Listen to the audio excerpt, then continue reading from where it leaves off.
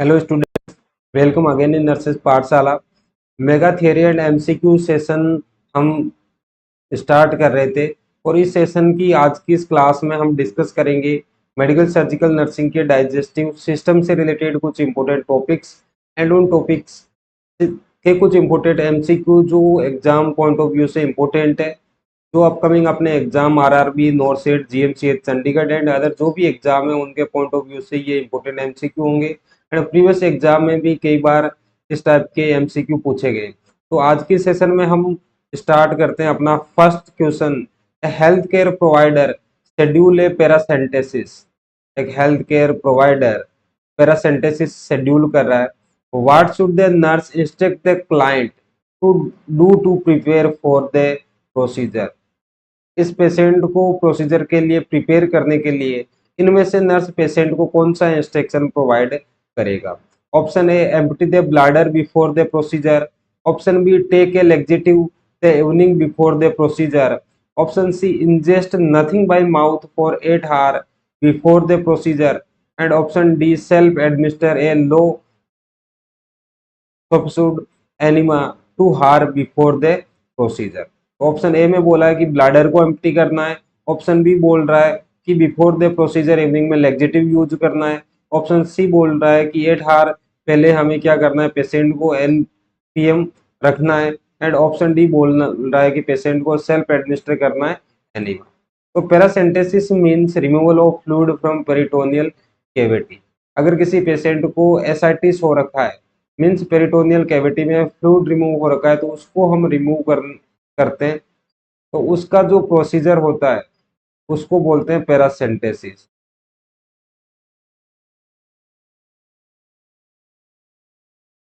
तो इस प्रोसीजर को परफॉर्म करने के लिए हमें पेशेंट को किसी भी टाइप के फ्लूइड को रेस्ट्रिक्ट करने की जरूरत नहीं होती। अगर पेशेंट टॉलरेट कर पाता है तो फ्लूइड रेस्ट्रिक्शन की रिक्वायरमेंट नहीं होती। यहाँ पर हमें बोवल प्रिपरेशन की भी रिक्वायरमेंट नहीं होती। लेकिन हम जब प्रोसीजर परफॉर्म करते हैं तो उसके से पहले पेशेंट के ब्लैडर को एम्प्टी करवाते हैं। ब्लैडर को एम्प्टी इसलिए करवाते हैं क्योंकि जो ब्लैडर है उसको ट्रोमा होने के चांसेस रहते हैं। जब हम पेरिटोनियम से फ्लूइड को रिमूव करते हैं तो ब्लैडर को ट्रोमा होने के चांसेस रहते हैं, इसलिए प्रोसीजर से पहले पेशेंट के ब्लैडर को एम्प्टी करवाया जाता है। तो option A, empty the bladder before the procedure, ये अपने इस क्वेश्चन का राइट आंसर है। Option B, take a laxative the evening before the procedure. Procedure से पहले लैक्सेटिव लेने की कोई नीड नहीं होती। देन पेशेंट को एनपीओ रखने की भी हमें नथिंग पर ओरल रखने की भी हमें कोई रिक्वायरमेंट यहाँ पर नहीं होती। एंड किसी भी एनीमिया की भी रिक्वायरमेंट नहीं होती क्योंकि यहाँ पर बोवल प्रिपरेशन इंडिकेटेड नहीं होता। बोवल प्रिपरेशन इंडिकेटेड नहीं होता during the procedure of paracentesis. Then we are moving to our next question.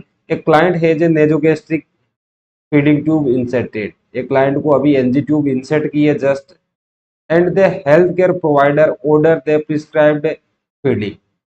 Tube insert करने के बाद हेल्थ केयर प्रोवाइडर ने प्रिस्क्राइब्ड फीडिंग ऑर्डर की है टू बी इंस्टीट्यूटेड इमीडिएटली। और ये फीडिंग हमें क्या करना है, इमीडिएटली पेशेंट को एडमिनिस्टर करनी है एनजी ट्यूब इंसर्ट करने के जस्ट बाद में। What should the nurse do do. Question में पूछा है कि एक पेशेंट को अभी एनजी ट्यूब इंसर्ट हुई है, इंसर्ट होने के जस्ट बाद हमें फीडिंग देनी है पेशेंट को। तो फीडिंग देने से पहले हम क्या करेंगे, नर्स की फर्स्ट रेस्पॉन्सिबिलिटी क्या होगी। तो जब भी हम किसी पेशेंट को नेजोगैस्ट्रिक ट्यूब इंसर्ट करते हैं, जब किसी पेशेंट को एनजी ट्यूब इंसर्ट की जाती है, तो इंसर्ट करने के बाद हमें क्या करना होता है, उसके प्लेसमेंट को वेरीफाई करना होता है। प्लेसमेंट को वेरीफाई करना होता है। प्लेसमेंट को वेरीफाई करने के बहुत सारे मेथड अपने पास होते हैं, जैसे कि हम उसमें एयर पुश करके देख सकते हैं। देन हम गैस्ट्रिक फ्लूइड को एस्पायरेट करके देख सकते हैं। एस्पायरेट करके उसकी पीएच को वेरीफाई कर सकते हैं। अगर एसिडिक पीएच है, इट मींस अपना प्लेसमेंट जीआई में, रेस्पिरेटरी में नहीं है। और अगर एयर पुश करके देखते हैं, देन उसके स्टोमक पे स्टेथोस्कोप से साउंड को अस्कल्टेट कर लेते हैं, जिससे भी अपना प्लेसमेंट वेरीफाई हो जाता है, लेकिन ये कंफर्मेटरी मेथड नहीं होते। एनजी ट्यूब के प्लेसमेंट को कंफर्म करने के लिए, कंफर्मेटरी वेरीफाई करने के लिए हमें करना होता है उसका एक्सरे। कंफर्मेशन किससे होता है? एक्सरे से। और एक्सरे से अगर कंफर्म हो जाता है तो उसी के बाद हम फीडिंग दे सकते हैं ट्यूब इंसर्ट करने के बाद में। तो फर्स्ट वन है instill normal saline into the tube to maintain patency. तो इंसर्ट करते जस्ट हम नॉर्मल सेलाइन उसमें इंस्टिल नहीं कर सकते, क्योंकि अगर ट्यूब का प्लेसमेंट अपना रोंग है तो ये नॉर्मल सेलाइन रेस्पिरेटरी में चला जाएगा, पेशेंट को न्यूमोनिया, एस्पिरेटरी न्यूमोनिया कोज कर सकता है। तो ऑप्शन ए अपना रोंग है। ऑप्शन सी में हम देखें तो auscultate the epigastric area while instilling 15 ml air. Epigastric area को अस्कल्टेट कर सकते हैं साथ में ही इस ट्यूब में हम 15 ml एयर इंसर्ट करके। ये इस मेथड से हम प्लेसमेंट को वेरीफाई कर सकते हैं, लेकिन ये कंफर्मेटरी मेथड नहीं है। कंफर्म नहीं होता इस मेथड से कि ट्यूब अपनी राइट पोजीशन में है, तो इस मेथड को भी हम यूज नहीं करेंगे। Then option D withdrawal 30 ml of stomach content to verify tube placement. इससे भी वेरीफाई हो सकता है, लेकिन ये भी कंफर्मेटरी मेथड नहीं है। Option B obtain an x-ray to verify that the tube is in the stomach. तो राइट मेथड क्या है वेरीफाई करने का? एक्सरे से पेशेंट के हम प्लेसमेंट को वेरीफाई करेंगे। तो इसके लिए सुटेबल आंसर अपना बी है। एक्सरे से कंफर्म होने के बाद हम एक बार ट्यूब का करेक्ट प्लेसमेंट वेरीफाई होने के बाद जब हमें नेक्स्ट टाइम फीडिंग देनी है तो हम गैस्ट्रिक कंटेंट को विड्रोवल करके इसके प्लेसमेंट को चेक कर सकते हैं, लेकिन फर्स्ट हमें क्या करना है? एक्सरे से वेरीफाई करना है। देन ऑप्शन नेक्स्ट क्वेश्चन अपना, a client with gastric ulcer disease ask the nurse why the health care provider has prescribed metronidazole. एक क्लाइंट है जिसको गैस्ट्रिक अल्सर हुआ है। गैस्ट्रिक अल्सर क्या होता है बच्चों? Gastric ulcer means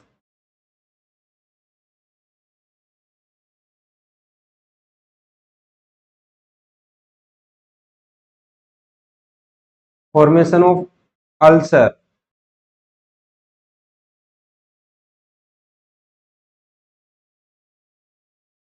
on gastric mucosa. Gastric mucosa, जो गैस्ट्रिक म्यूकोजा है उसमें अल्सर का फॉर्मेशन हो जाना, अल्सरेशन हो जाना क्या होता है? गैस्ट्रिक अल्सर होता है। इसको हम बेसिकली ये बोला जाता है पेप्टिक अल्सर। क्या बोलते हैं? Peptic ulcer.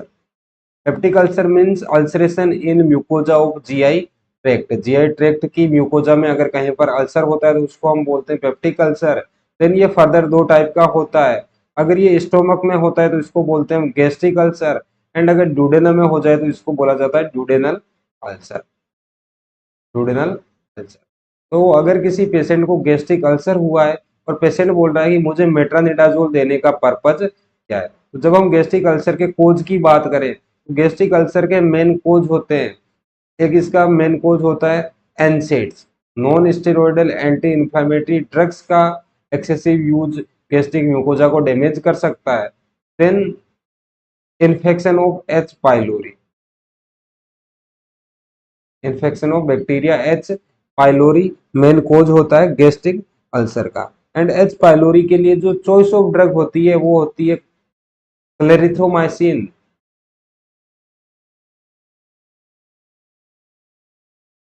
First line drug होती है, एंड सेकंड लाइन ड्रग होती है मेट्रोनिडाजोल। मेट्रोनिडाजोल दोनों की डोज होती है 500 mg पीडी दी जाती है इनको। Clarithromycin first line drug and second line drug metronidazole 500 mg। तो यहाँ पर मेट्रोनिडाजोल देने का क्या नर्स एक्सप्लेनेशन देती है पेशेंट को? First one augmented the immune response. Metronidazole antibiotic है तो ये इम्यून रेस्पॉन्स के साथ किसी भी टाइप का इंटरफेरेंस नहीं करती है। Option B potentiate the effect of antacid. तो एंटीबायोटिक कभी भी एंटासिड के इफेक्ट में कोई चेंजेस इन्फ्लुएंस नहीं करती। ऑप्शन डी भी रॉन्ग है। Option D reduce hydrochloric acid secretion. तो हाइड्रोक्लोरिक एसिड के सेक्रेशन को मेनली जो अपनी प्रोटोन पंप इनहिबिटर्स होती है वो रिड्यूस करती है, लेकिन मेट्रोनिडाजोल एंटीबायोटिक है तो ये क्या करेगी? Treat H pylori infection and H pylori infection is the major cause of gastric ulcer। तो इस क्वेश्चन का अपना राइट आंसर होता है option C. Then next question, a client has a suspected peptic ulcer in the duodenum. एक client को duodenum में peptic ulcer हो रखा है।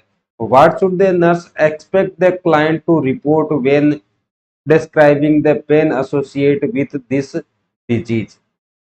क्लाइंट को ड्यूडेनल अल्सर है एंड ड्यूडेनल अल्सर का जो पेन है उसको फॉलोइंग में से नीचे जो अपने को ऑप्शन दे रखे हैं उनमें से कौन सा ऑप्शन अच्छे से डिस्क्राइब करता है। तो सबसे पहले हम बात करते हैं, अभी हमने डिस्कस किया कि जो पेप्टिक अल्सर होता है, पेप्टिक अल्सर को फर्दर हम दो टाइप में डिवाइड करते हैं, gastric ulcer and duodenal ulcer. Peptic ulcer दो टाइप का होता है बच्चों, एक होता है गैस्ट्रिक अल्सर एंड दूसरा होता है duodenal ulcer. Gastric ulcer means ulceration in mucous membrane of stomach and duodenal ulcer में क्या होता है, ulceration on mucous membrane of duodenum. Gastric ulcer होता है जो उसका पेन स्टार्ट होता है, पेन की हम बात करें तो गैस्ट्रिक अल्सर का पेन होता है 30 minute to 1 hour after food. जैसे ही फूड इंजेस्ट करता है उसके within 30 minute to 1 hour के बाद ये पेन स्टार्ट होता है। जबकि ड्यूडेनल अल्सर का पेन कब होगा, जब ये गैस्ट्रिक फूड ड्यूडेनम तक जाएगा, मीन्स आफ्टर 2 to 5 आवर। खाना खाने के 2 से 5 घंटे के बाद ड्यूडेनल अल्सर का पेन स्टार्ट होता है। देन गैस्ट्रिक अल्सर के पेन की हम बात करें तो relieved by vomiting, relieved by vomiting. Vomiting होने के बाद ये पेन रिलीव हो जाता है, जबकि ड्यूडेनल अल्सर का पेन वोमिटिंग से रिलीव नहीं होता। Third, relieved by food, relieved by sorry not relieved by food. जो गैस्ट्रिक अल्सर का पेन होता है वो फूड से रिलीव नहीं होगा, नॉट रिलीव्ड बाय फूड, क्योंकि पेशेंट को स्टोमक में अल्सर हो रखे हैं। तो जैसे ही पेशेंट फूड कंज्यूम करेगा, फूड कंज्यूम करते ही HCl का प्रोडक्शन स्टार्ट होगा एंड HCl क्या करेगा, जो गैस्ट्रिक म्यूकस मेम्ब्रेन में जो अल्सर हो रखे हैं वहां पर अपना इफेक्ट करेगा एंड पेन कोज करेगा। तो गैस्ट्रिक अल्सर का जो पेन होता है फूड के साथ इंक्रीज होता है। जबकि ड्यूडेनल अल्सर में क्या होगा, जैसे ही पेशेंट फूड कंज्यूम करेगा तो HCl एक्ट करने लगेगा गैस्ट्रिक कंटेंट पे, स्टोमक में जो फूड है उस पे, और उस पे एक्ट करके न्यूट्रलाइज हो जाएगा। तो ड्यूडेनल अल्सर का पेन रिलीव होगा after taking food, relieved by food.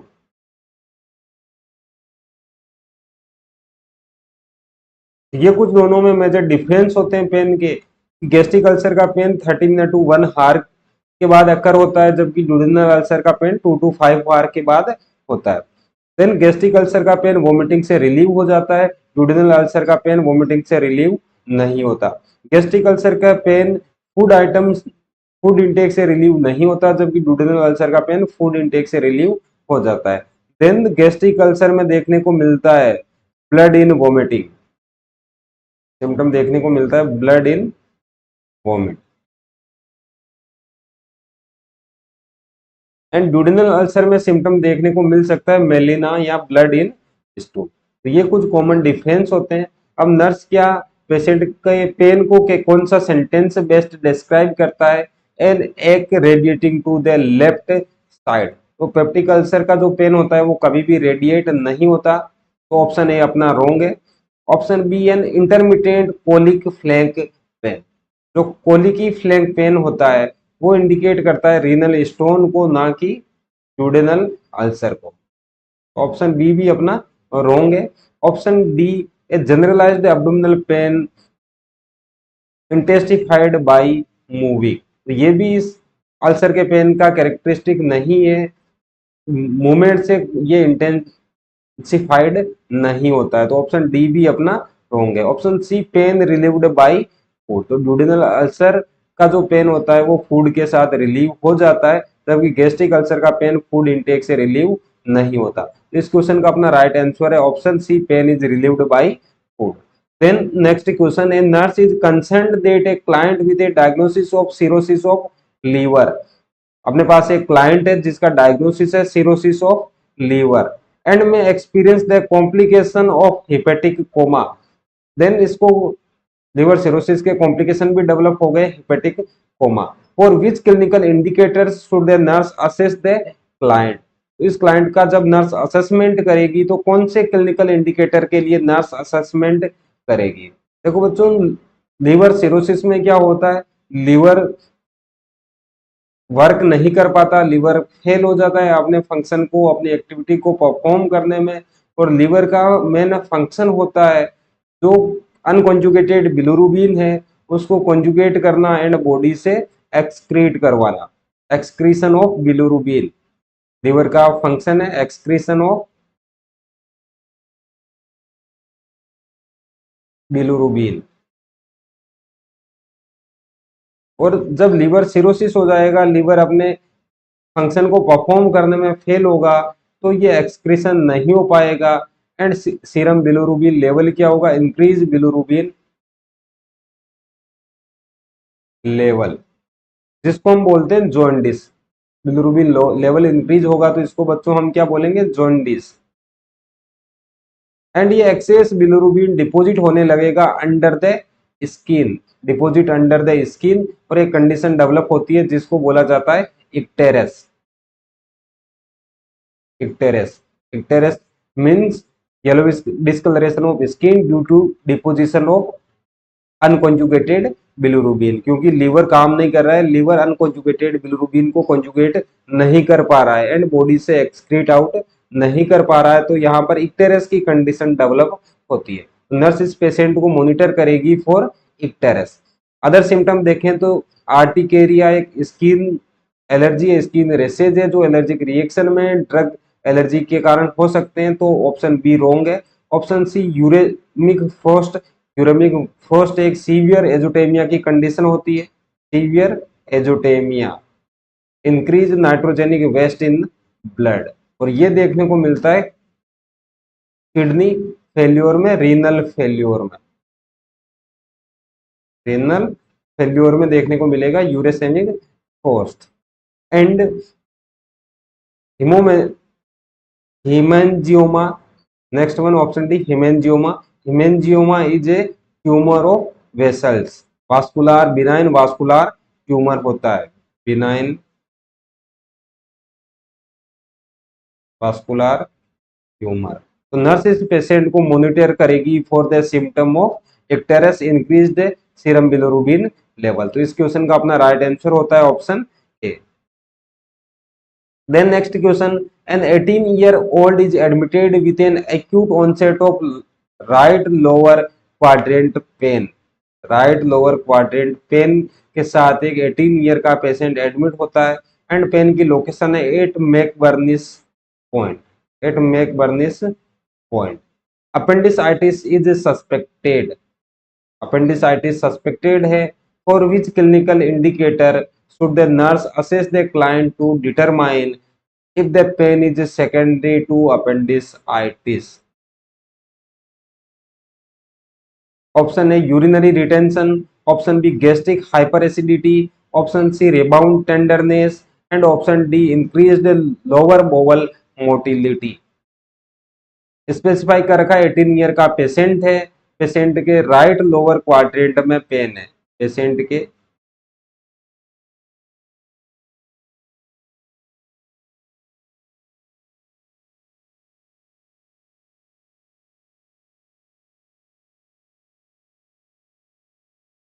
कौन से क्वाड्रेंट में पेन है, पेशेंट का जो राइट लोअर क्वाड्रेंट है,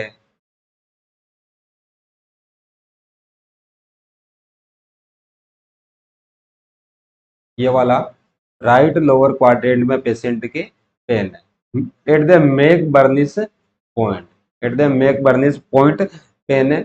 हम सेकेंडरी सिम्टम की हम बात करें तो अपेंडिसाइटिस के जो सेकेंडरी सिम्टम होते हैं उनमें कुछ सिम्टम ये होते हैं। First one pain at McBurney's point, pain at McBurney's point. Second one symptom होता है tenderness, tenderness. And third one जब हम इस एरिया को लेफ्ट लोअर क्वाड्रेंट को पाल्पेट करते हैं, तो आफ्टर पाल्पेशन जैसे ही हम प्रेशर को रिलीव करते हैं, जैसे ही पाल्पेशन के बाद प्रेशर को रिलीव करते हैं,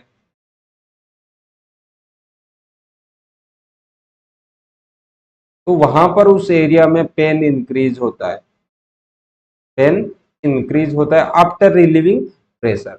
और इस सिम्टम को हम बोलते हैं रीबाउंड टेंडरनेस, को बोला जाता है रीबाउंड टेंडरनेस।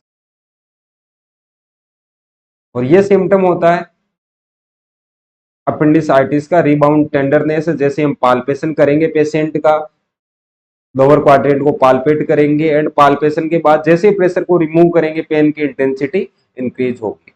इसके अलावा एक सिम्टम और होता है जिसको बोलते हैं रोवेसिंग sign, रोवेसिंग sign.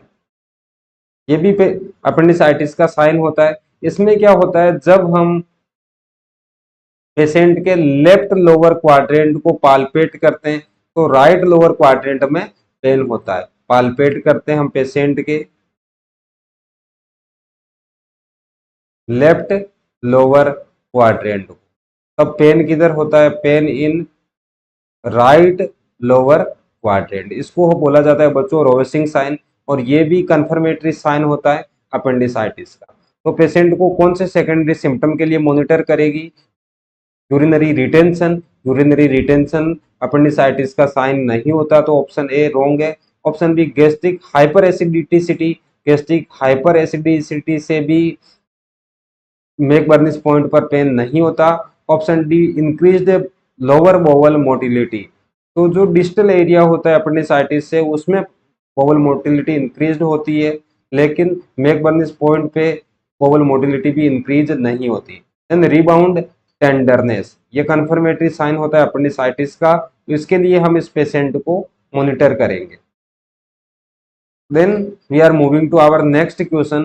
A nurse is reviewing the laboratory result of a and collecting a health history from a client with a diagnosis of colitis. Patient A colitis के पेशेंट के लैब डायग्नोसिस का review कर रही है, health history collect करती है। Which of the common clinical manifestations of colitis should the nurse expect.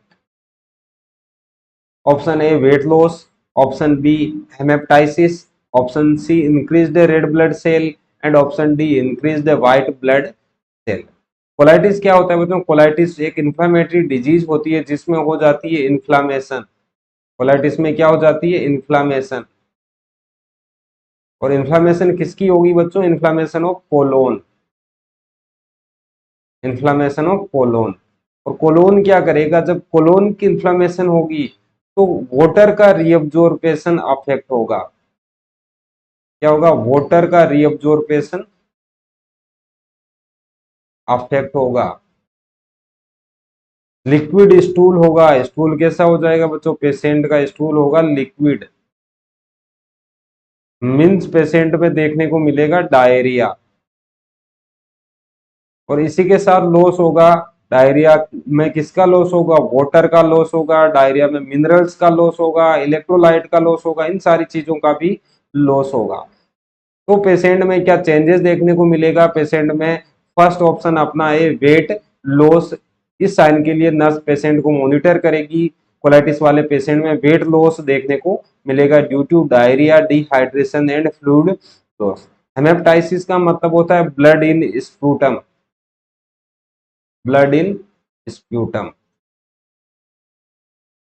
तो यहां पर बच्चों ब्लड इन स्प्यूटम देखने को नहीं मिलेगा, मे बी मेलिना प्रेजेंट हो सकता है, मेलिना प्रेजेंट हो सकता है, ब्लड इन स्टूल देखने को मिलेगा लेकिन ब्लड इन स्प्यूटम नहीं होगा। And increase the red blood cell भी नहीं देखने को मिलेगा।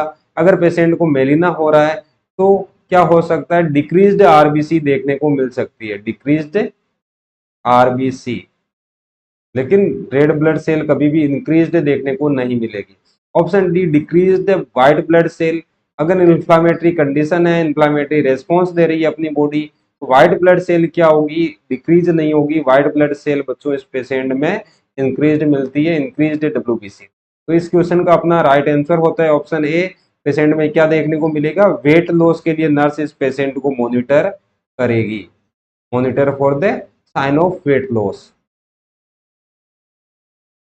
Then next question, which explanation is most accurate when the nurse teaches a client about intussusception of the bowel, intussusception of the bowel? Option A, kinkling of the bowel into itself. Option B, a band of connective tissue compressing the bowel. Option C, telescoping of a proximal loops of bowel into a distal loop. And option D, a protrusion of an organ or part of an organ through the wall that contain it. तो interception की बात करें तो interception में क्या होता है, telescoping हो जाती है बोवेल की, one loop into one part into another part, क्या होता है, टेलीस्कोपिंग होती है। तो इस क्वेश्चन का राइट आंसर है option C, telescoping of a proximal loop of the bowel into a distal loop, proximal loop का डिस्टल लूप में टेलीस्कोपिंग हो जाती है। देन ऑप्शन ए की बात करें तो kinking of bowel into itself, option A अपना रॉन्ग है, इसको बच्चों क्या बोलते हैं, kinking of bowel into one's itself को बोला जाता है volvulus.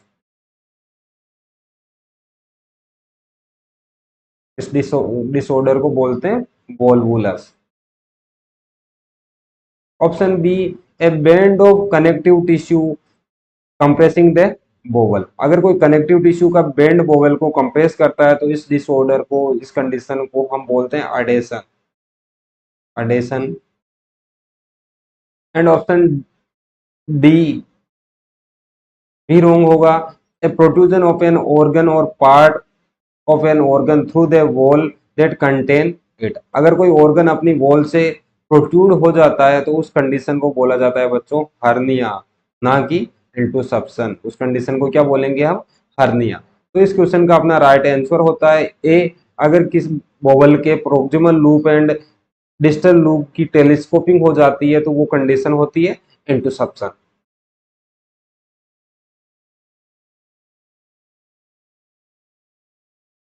Then next question, a client had a colon resection, a client had a colon resection and formation of a colostomy, a client के colon resection सर्जरी हुई है and colostomy का formation हुआ है 2 days ago, 2 दिन पहले।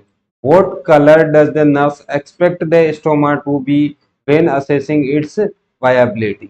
तो जब भी हम स्टोमा को असेस करते हैं तो वहां पर क्या होता है, नेक्रोसिस होने के चांसेस रहते हैं। अगर स्टोमा हेल्दी है, अगर स्टोमा हेल्दी है, इट मीन्स वहां पर गुड ब्लड सप्लाई प्रेजेंट होनी चाहिए, गुड ब्लड सप्लाई प्रेजेंट होनी चाहिए।